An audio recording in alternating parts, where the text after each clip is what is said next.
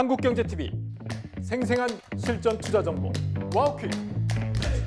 월 5,000원 커피값으로 투자 정보가 내 손 안에 배달됩니다. 와우킥 N에서 만나요. 새해가 시작돼도 항상 확인해야 하는 것들은 바람의 방향, 상대 강도 등이 있을 겁니다. 자, 새해 어떤 섹터가 주도 섹터가 될지 우리가 또 전략 세우는 시간도 준비되어 있지만 오늘은 환율 관련해서도 우리가 또 어떻게 지켜봐야 되는지의 부분들도 지켜보시면 좋은 포인트가 될 것 같습니다. 오늘의 강의 지금 바로 출발합니다. 네, 투자자 여러분 반갑습니다. 김종철입니다. 자, 이제 우리가 2025년도를 마감하고 2026년도로 넘어가는 길목. 자, 그런데 요즘에 수출을 하는 혹은 수입을 하는 그러한 업종에 종사하지 않는 분들이어도 누구나가 관심 있게 쳐다보는 것 중에 하나가 있죠. 그렇습니다. 이제 국민적인 관심이 된 환율. 그런데 드디어 환율에 대해서 전쟁이 발생됐습니다. 자, 이 환율은 너무너무 중요합니다. 야, 내가 달러 쓸 필요도 없는데 내가 환율이 뭐가 중요해? 아닙니다. 이 환율은 바로 우리의 수입 물가도 연결되어 있고 또 우리가 또 여행을 많이 가시니까 당연히 그런 부분에서도 환율은 너무너무나 중요한 부분입니다. 특히 우리가 경제 양극화 현상할 때 K경제 구조다라고 하죠. 결국은 고소득층은 상관이 없이 우상향할 수 있는 부분이 있는 반면에 저소득층은 굉장히 또 차별화가 되면서 더 힘든 이런 모습들은 환율이 소위 얘기하는 고환율을 때렸을 때 이런 현상들이 많이 나타납니다. 자, 그런데 결국은 드디어 관계당국에서 외환당국이죠. 외환당국에서 개입을 시작했습니다. 외환당국 그러면 딱 두 군데죠. 한은과 바로 기재부와 한은이 이번에 참전을 정식으로 선언했습니다.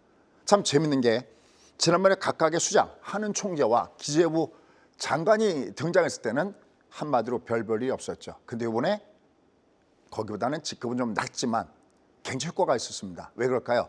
그렇습니다. 실무자가 참전했습니다. 잠시 후에 뭐가 문제가 되는가?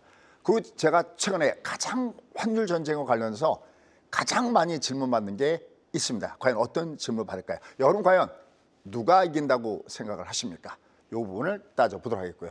자, 그다음에 계속 올해 장세는 70 장세다. 어느 하나만 움직이는 게 아니라 먼저 강했던 종목이 올라가다 쉬면 또 다른 테마 종목이 움직이고 또 지난주 같은 경우는 아시다시피 우리가 소위 얘기하는 우주, 항공 관련된 종목이 올라갔다가 또 이번 좀 약간 쉬고 있죠.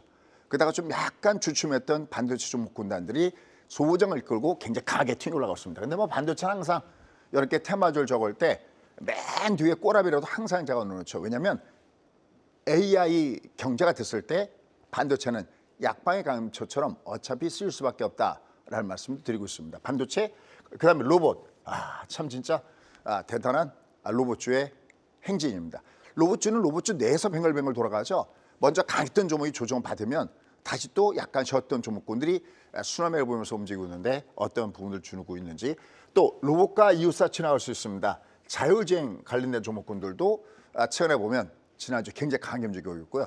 그다음에 제약바이오 섹터들도 우리가 선별적으로 보셔야 되겠습니다. 자, 이러한 관점에서 가장 중요한 거예요. 아까 제가 내년도의 장세는 녹색 그라운드 위에 붉은 악마가 뛰어노는 이러한 장세 패턴이 될 것이다라는 말씀드리고 있는데 내년에 일단 먼저 시장을 받쳐줄 수 있는 가장 큰 근거는 뭘까요?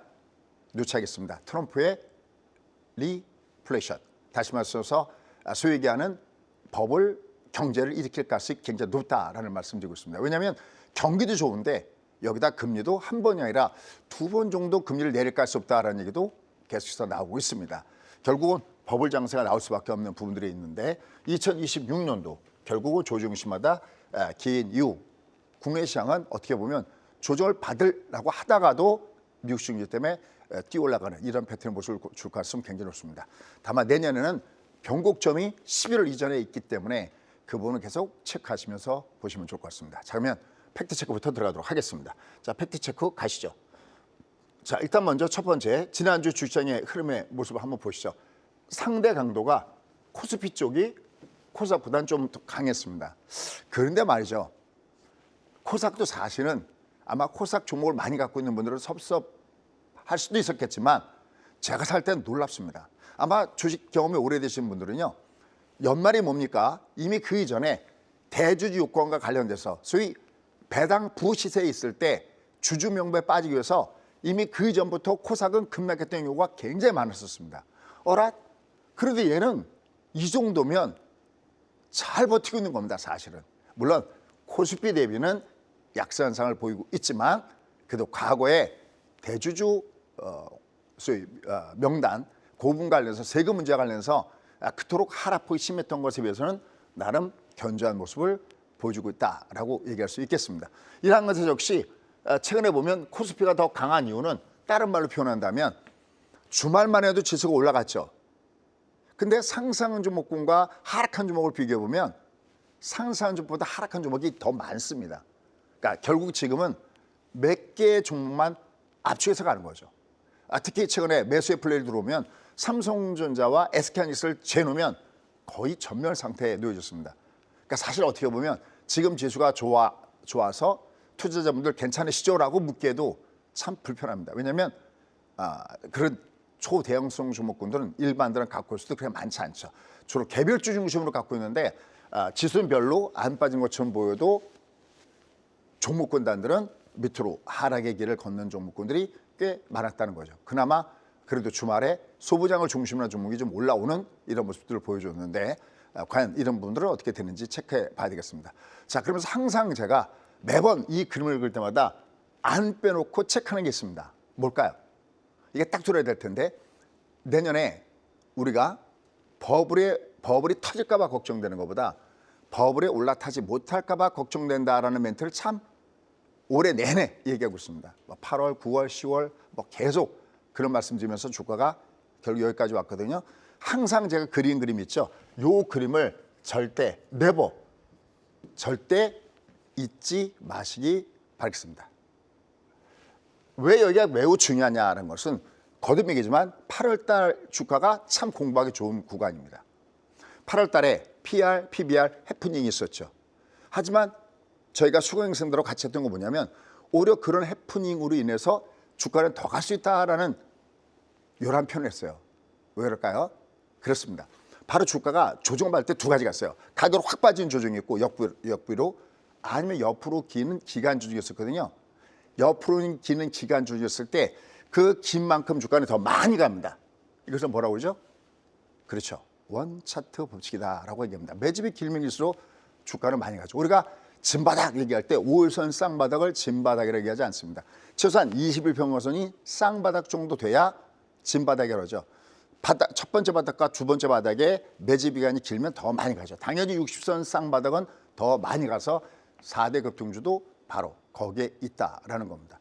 여기가 바로 지난 8월 달처럼 저점인데 여기를 지켜주느냐 안 지켜주느냐에 따라서 우리가 앞서 2026년도에 주가가 조정일 때마다 담아야 하는 그 이유가 어디 있느냐라는 겁니다. 바로 저 61선 파동과 연결되어 있습니다. 우리 신구님의 표현 잠깐만 끌어오겠습니다. 저희 방송 꾸준히 보셨던 분들, 또 제가 항상 디테일한 것은 또 너튜브에서 말씀을 드리죠. 이 방송 꾸준하게 보셨던 분들은 아마 저희가 무슨 얘기인지 알 겁니다. 자, 1파가 강하면 3파가 그렇죠. 예, 아주 우선 학생입니다.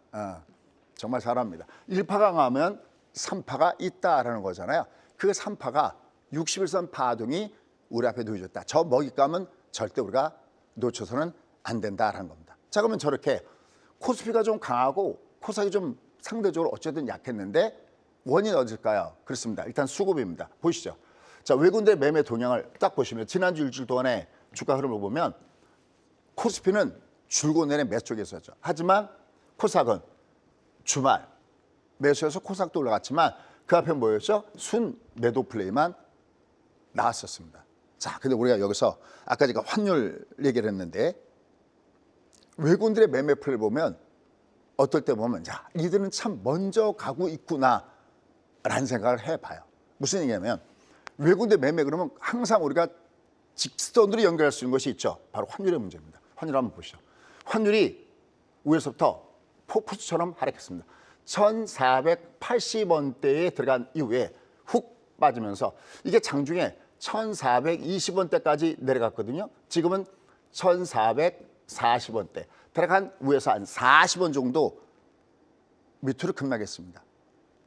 자, 제가 아까 뭔가 계속해서 보여드리는 그림을 놓치면 안 된다 그랬는데 12월 6일 날 바로 12월 첫째 주에 제가 환율을 보면서 이렇게 보여드렸던 그림이 있습니다. 뭘까요? 이 그림입니다. 그대로 갖고 왔습니다. 여기 고점대가 하나가 있을 때, 자, 이건 낙타헤딩이라는 기법입니다. 꼭 기억하십시오. 낙타헤딩일 때 환율 쭉 빠집니다. 귀신도 모른다는 환율이지만 결국은 수급을 우리가 체크하면 그래도 큰 백점은 잡을 수가 있습니다. 낙타헤딩일 때 훅 빠졌거든요. 여기서 그다음에 1350원대에서는 소위 위에서 달러 매도되는 것을 다시 인버스를 다시 잡아드는 전략을 우리가 수강사하고 같이 했습니다. 그다음에 다시 여기 딱 올라가 있을 때 이런 표현했습니다. 내년도 환율이 1,500원을 돌파할지 안 할지 모르겠다. 하지만 여기가 돌파하든 안 하든 무조건 얘는 여기의 고점과 이렇게 V로 여기 고점이 서로 마주보기 쌍봉의 패턴이 있을 때는 얘는 무조건 못 간다. 감히 어떻게 그런 얘기하느냐?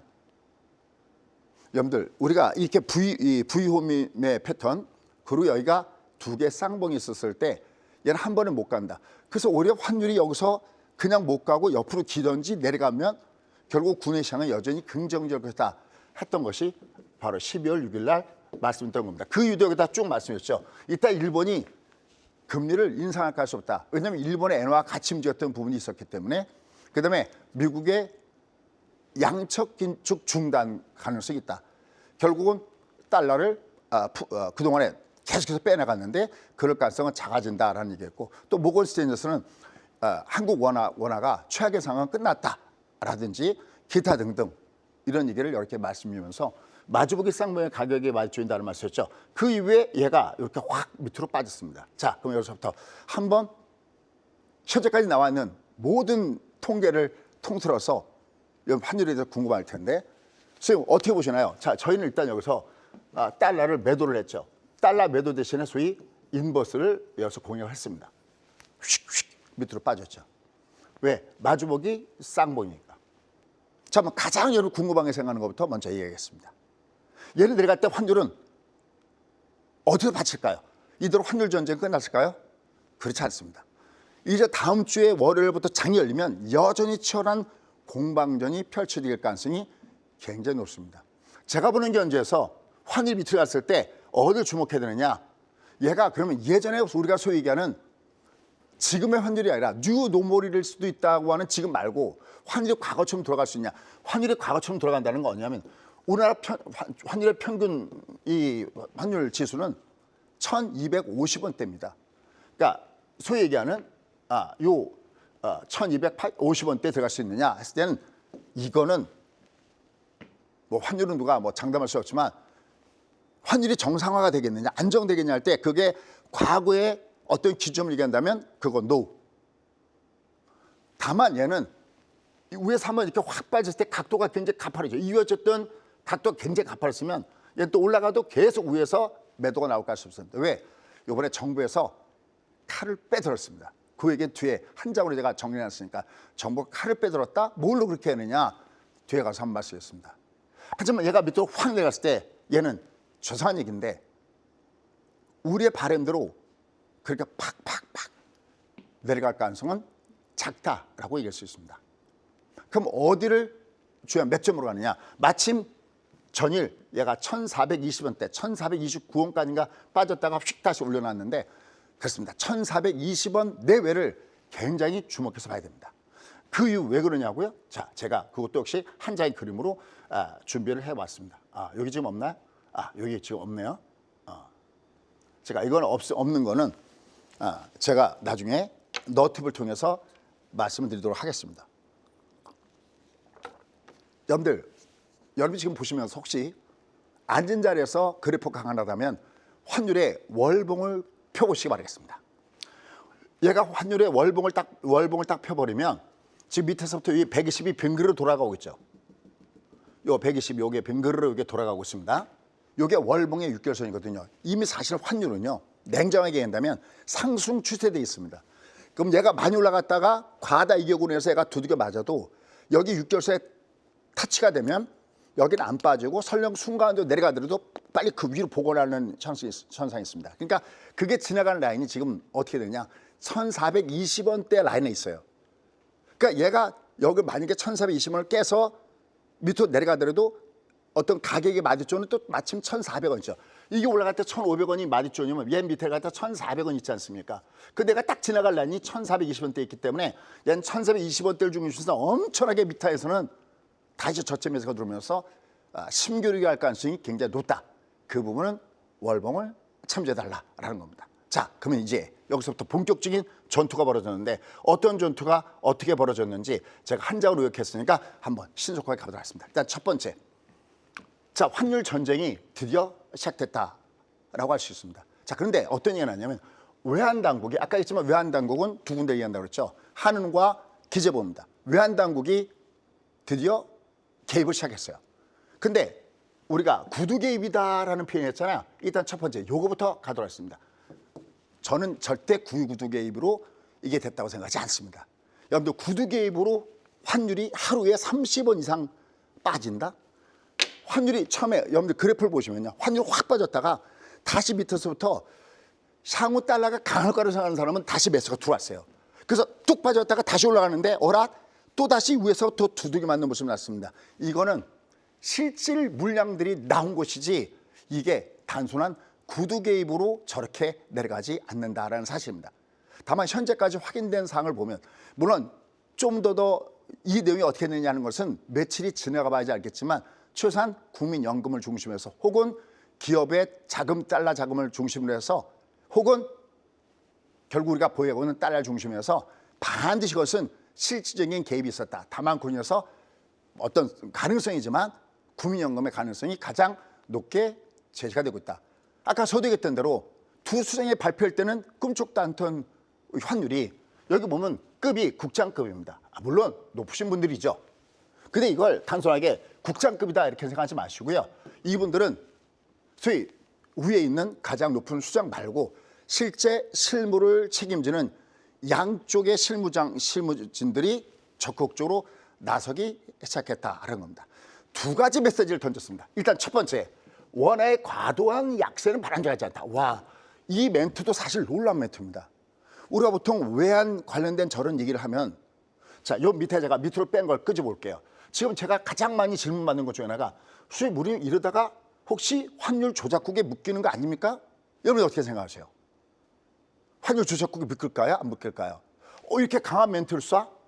더 놀라운 것은 두 번째였습니다.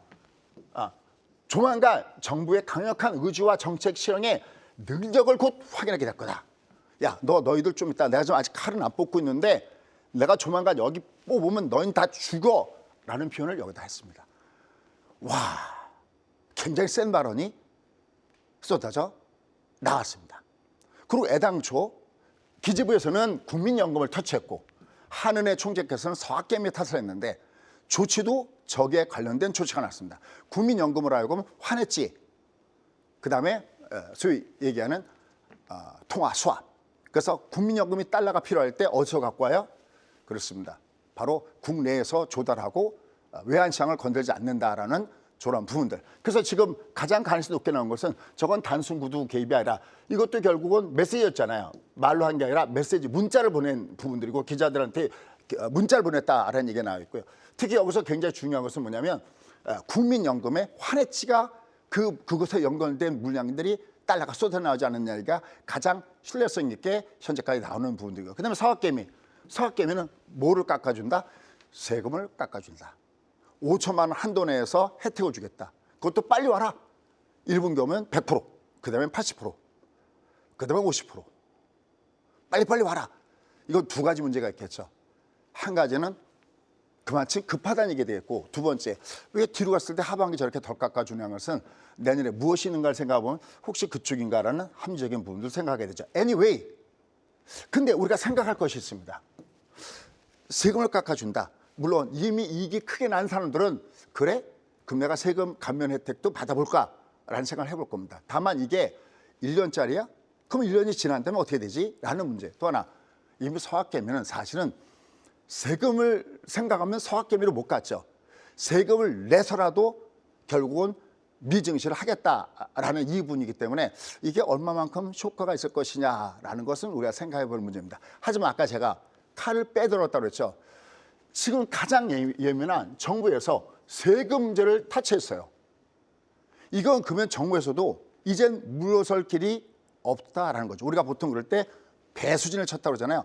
와, 이건 그럼 정부에서 배수진을 친 겁니다. 왜? 세금제를 건드렸거든요.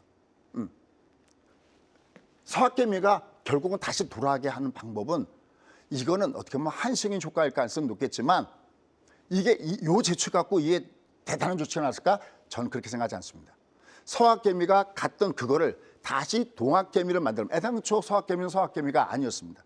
2020년 3월 바로 코로나19 때 서학개미 혁명이 아니라 동학개미 혁명이었어요. 근데 왜 갔을까요? 국내 시장이 한마디로 얘기하면 올라가다가 빠지고 올라가다가 빠지고 근데 미국 증시는 계속 고점이 없이 계속 우상향이기 때문에 이런 현상이 나타났다고 그랬고 제가 물적 분할이니 뭐니 합리적인 불법을 자행하는 것이 국내 증시다라는 말씀도 이렇게 드렸어요. 제가 생각할 때는 요번에 이 두 국장께서도 이걸 했는데 야 이제 우리는 끝났어. 얘가 이제 1,500원을 맞고 1,480 맞으니까 우리는 승리했어. 이게 아니라 전 이렇게 진단하고 싶습니다. 아, 환율이 다시 만약에 월요일 이후에도 또 급등하면 또 개입할 겁니다. 뭐를 벌었느냐? 제가 살 때 이것은 시간을 번 것이지 환율 전쟁에서 아직까지 승리했다고 승전보를 올리기는 상당히 어렵다라는 겁니다. 이들이 돌아오려면 이들이 떠나간 원인을 알아야 돼요. 자, 보세요. 제가 지난번에 기침 관리도 얘기했잖아요. 기침을 하는데 이게 감기는 아니야. 그러면 내과에서 호흡기인가? 호흡기로 가. 근데 이게 또 호흡기 쪽에서 뭐 엑스레이 찍어보고 폐 찍어봐도 아니야. 그래서 진단받은 게 뭐라고 했죠? 역류성 기침이라고 했어요. 근데 이거 말고 또 하나가 더 후비동 뭔가가 또 있다고 그러더라고요. 마치 우리 신고한테 그런 얘기를 들었는데 정확한 진단이 있어야 정확한 처방전이 나옵니다.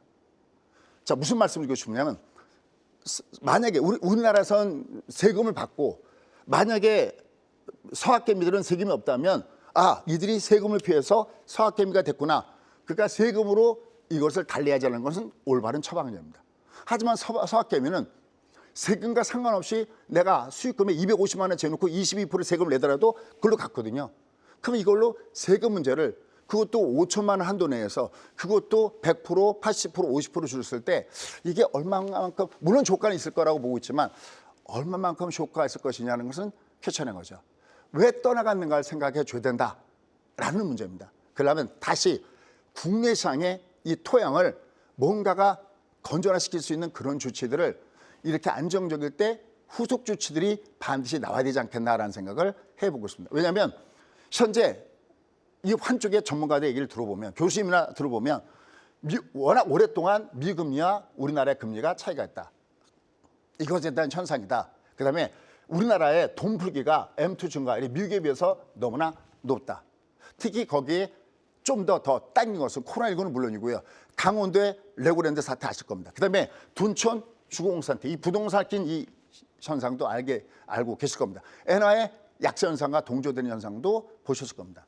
여기에 이제 우리가 위안화도 봐야겠죠. 위안화도 7위안에서 이게 살짝 6.9를 받죠. 이런 것들이 긍정적인 영향을 했습니다. 여기다가 기업의 달러 잠금 현상. 그다음에 이런 분들이죠.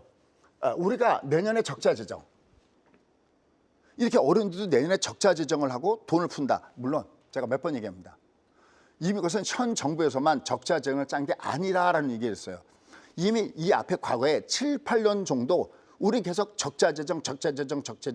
왜냐하면 경기를 살려야 되니까 결국은 은행에서는 금리를 내려줘야 되고 정부는 재정 정책으로 돈을 풀 수밖에 없는 입장은 이해가 가지만 시간인지라 뭔가 자구적인 노력에서 내내 적자 재정을 하려도 불급한 거 아주 급한 것이 아니면 어떤 이런 면에서도 뭔가 외국인의 시선 아니면 이 달러를 갖다가 위로 우상향으로 보는 사람들의 어떤 시선을 정리시키기 위해서는 이런 분들도 한 번 정도는 점검이 있어야 될 거 아니냐라는 겁니다. 자, 그런 관점에서 앞서 설명드렸죠. 선생님 이렇게 되면 우리가 환율 조작국으로 묶이는 것이 아닌가라고 하는데 자, 팩트부터 가도록 하겠습니다. 우리가 지금 2024년 11월에 환율 관찰 대상국으로 7년 만에 다시 재개됐습니다. 환율 조작국이 되려면 세 가지 부분을 만족해야 됩니다. 첫 번째는 대미 흑자 부분. 이미 이것은 150달러가 아니라 이미 500달러니까 만족했습니다. 통과. 두 번째, 경상수직자가 GDP의 3% 이미 3.7%입니다. 얘도 이미 두 개가 다 포함됐습니다. 마지막 하나, 1년 중에 8개월 이상을 GDP 2% 이상을 달러 매수에 들어가야 된다. 근데 이거는 아니었죠.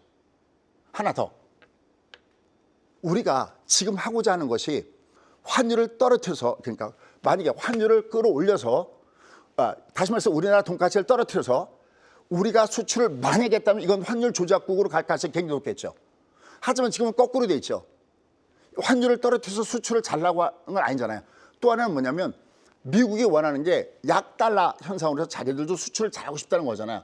근데 이걸 끌어내는데 어떻게 보면 미국이 원하는 방향일 수도 있거든요. 그러니까 이거는 금세 환율 조작국으로 묶일 가능성은 현재로서는 거의 없다라는 걸 먼저 체크하겠습니다.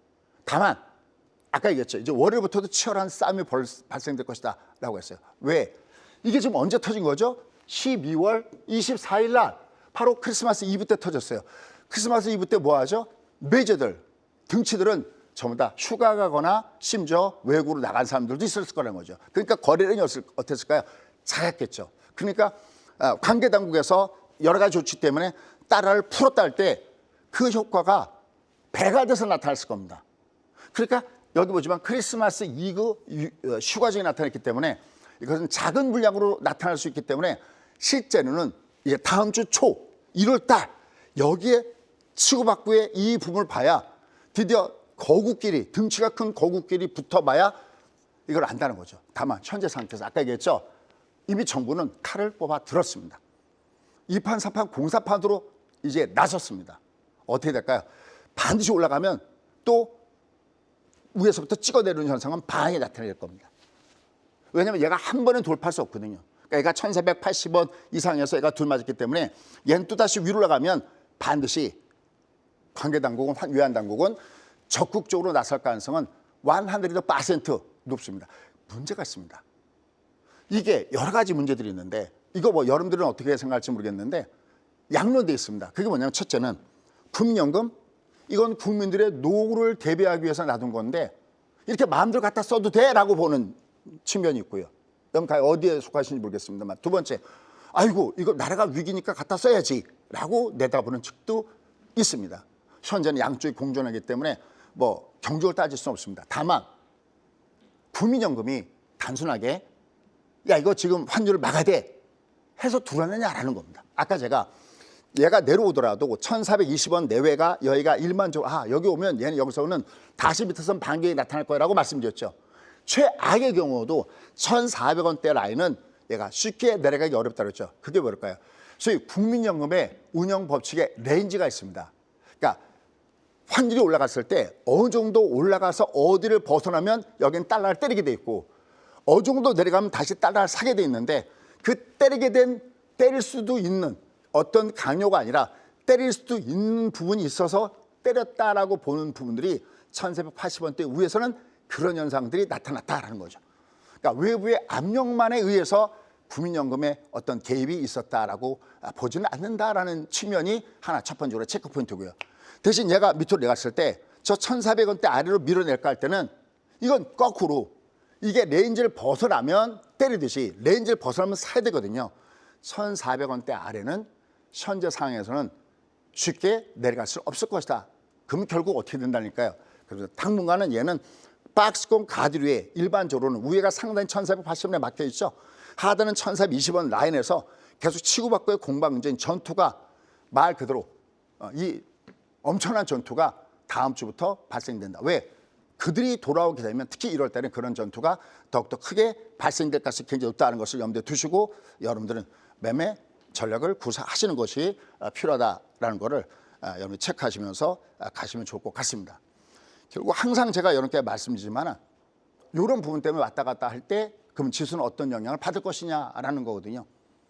아까 얘기했던 대로 이건 단순하게 다른 문제가 아니라 정부에서 세금 문제까지 건드리면서 이걸 했다는 것은 발벗고 나섰다는 거기 때문에 이 전투는 생각보다 굉장히 오래 갈 가능성이 높습니다. 이러한 것을 우리가 체크 포인트들이 있죠. 아까 제가 국내 시장이 조정을 받아도 하드캐리하면서 미국 시장이 끌고 올라갈 수가 있다는 했는데 미국시장 잠깐 보시죠. 미국시장이 올라가다가 뭐 얘가 중간에 뽑아놓은 건데 위에는 이제 7천선 라인에 걸쳐서 얘가 내려오는 모습을 주고 있습니다. 근데 얘들도 마찬가지예요. 밑에 얘가 넓어지고 있죠. 이미 이 앞에 마틴 구간에 왔을 때 120선 지지가 되는 올랐잖아. 이게 다시 내려가더라도 이 마틴이 견조하기 때문에 얘는 내려가더라도 다시 밑에서부터 위로 끌고 올라갈 가능성이 굉장히 높다라는 부분들을 염두에 두시면서 보셔야 됩니다. 그래서 여전히 지금의 장은 올라갈 때는 놀랄 여지는 있겠지만 이놈이 밑으로 갔을 때 특히 이제 1월 달 되면 배당 락이 되죠. 그동안에 코스닥 같은 경우도 이 배당 부시세에서 장부에 자기 이름이 들어가기를 원치 않았던 그 대주들, 물량을 팔았던 대주들이 어떻게 1월 이후에 들어오는가 여부를 봐가면서 여러분들 특히 월말 공약주 같은 개념, 월봉상 외국으로 조정받는 종목은 타켓으로 해서 노려볼 만한 그런 구간에 있다라고 얘기할 수가 있겠습니다. 자, 그러면서 우리는 도대체 연말 연초에 어떤 종목이 강한가? 왜냐하면 이들 종목군들이 지난번에 크리스마스 성탄 랠리할 때 얘기했죠. 어떤 종목이 무게중심이 있는가? 그런 종목군들이 내년에도 주주가 갈 수 있기 때문에 이들을 봐야 된다고 했습니다. 자, 그래서 한번 살펴보면요. 첫 번째 역시 반도체 쪽 노무라에서 삼성전자를 16만 원 받더랬죠. SK하이닉스 뭐 88만 원 얘기 나오고 있는데 삼성전자, SK하이닉스, 한미반도체 또 뭐 AD테크놀로지 뭐 이런 종목군단들이 연결돼서 올라갔습니다. 여기는 워낙 종목이 많아서 미처 쓰지 못했던 거 여기서 썼습니다. LK캠, 원익 RPS, 테스, 오킨스, 하나마이크론 뭐 이런 종목군단들도 굉장히 심기 움직이니까 이들 종목군들이 밑으로 조정할 때는 계속해서 주목해서 볼 필요가 있는 흐름의 종목군에서 보시면 좋을 것 같습니다. 자, 그다음에 역시 마찬가지로 로봇주들이 역시 좋죠. 와, 현대무백스. 근데 이거 여러분들 현대무백스는 약간 헷갈리는 분들이 계세요. 왜냐면 저거 현대그룹 아닙니까 하는데 저 현대그룹 맞습니다. 다만 현대그룹은 나눠져 있죠. 예전에 뭐 형제 난도 있었고 나눠져 있습니다. 우리가 보통 얘기하는 현대차, 뭐 기아, 기타 알고 있는 우리가 그쪽은 현대자동차 그룹에 있는 부분이고요. 현대무백스는 쉽게 하면 현대아산 기억나시죠? 현대엘리베이터 뭐 이런 게 다 현대그룹에 속합니다. 이것도 말고 또 HD 현대그룹도 있죠. 이렇게 세 가지로 나눠져 있습니다. 그래서 여기도 제가 매번 얘기하듯이 그룹사에 있는 이 우리가 소위 얘기하는 로봇주들은 주목해 볼 만하다라고 했습니다. 계양전기는 뭐 신규로 감속기 공급 얘기와 관련해서 움직였고요. 원유홀딩스는 뭐 워낙 우리가 많이 공부했던 거고요. RS오토 뭐 이런 것들도 같이 움직이고 있다라고 얘기할 수가 있겠습니다. 특히 여기 보면 2026년 AI 로보틱스 핵심 전략 현대 제시 가능성이 있겠습니다. 이거랑 같이 이웃사촌 종목이 있죠. 바로 자율 주행 관련된 종목입니다. 삼성의 지난번에 인수했던 하만이 ADAS 사업부를 인수했다는 얘기, 그다음에 현대차가 포디 두탓을 방문한다는 얘기, 이런 군과 관련돼서 에이테크로션이 뭐 연속 강한 모습을 주고요. 기회에 모트렉스, 뭐 MC넥스, SOS 뭐 이런 종목들이 올라가고 있습니다. 어쨌든 이렇게 어떻게 보면 완전 자율주행도 일종의 로봇의 일환이죠. 공장 자동화 현상 이런 거 모두 다 로봇과 연결됐습니다. 특히 우리는 노란봉투법과 관련돼서 로봇주의 향후 성장의 가능성 무지하게 높습니다.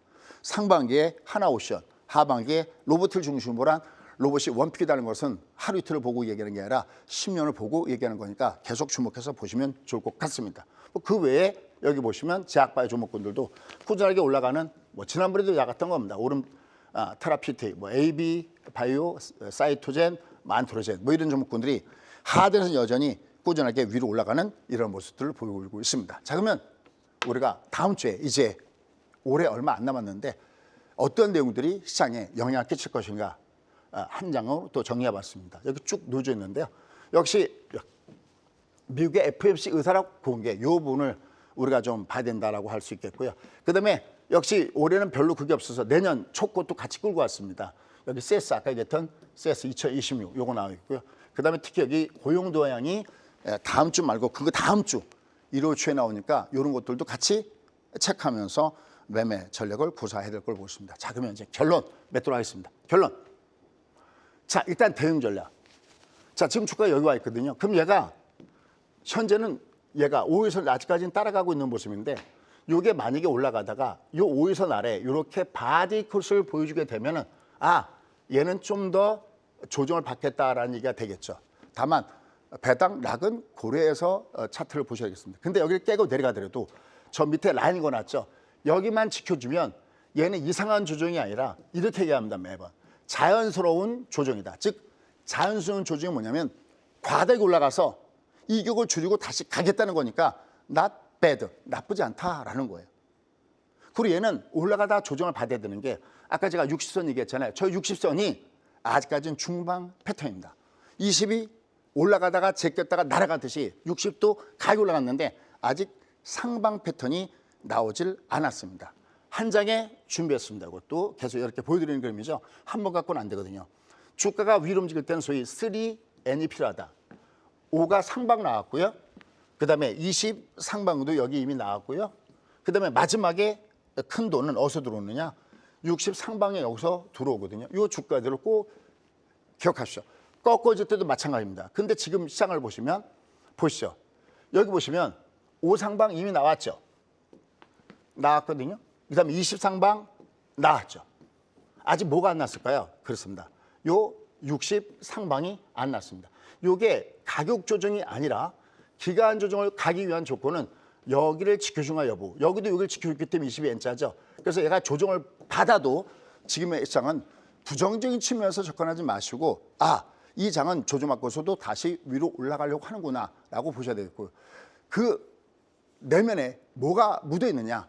소프트직으로 본다면 미국의 돈푸기 정책이 묻어 있습니다. 물론 최근에 뭐 중국의 수요다 보다 해서 금값, 뭐 은값 이런 것이 올라가는데 자, 한 장으로 준비해봤습니다. 자, 이게 골드입니다. 다만 여러분들 한 가지 착각할까 봐 여기 골드하고 요 골드는 차이가 있습니다. 요 골드는 금강 회사들이 포함된 것이 이 골드고요. 이 골드는 진짜 금을 쫓아가는 골드입니다. 근데 이쪽은 카파. 원래 구리를 쫓아가는 건 이거예요. 그러니까 이거하고 성격이 같은 건 요거예요. 다만 여기 좀 약간 비탄력적이라 이쪽에는 제가 구리를 최고라는 그 회사를 뽑아놨습니다. 결국은 1파가 강하면 3파가 가야 되는데 그 뒷받침에 미국의 이런 종목이 움직이고 있다는 것은 향후 유동성 장세를 뒷받침하는 그림이다 라고 접근하시면 되겠습니다. 결국 2026년도에 주가가 조정이었을 때 그 조정은 도망가는 조정이 아니라 분할 매수의 자리로 자리매김하시면 되겠고요. 좀 더 디테일한 것은 좀 이따가 너튜브에서 뵙도록 하겠습니다.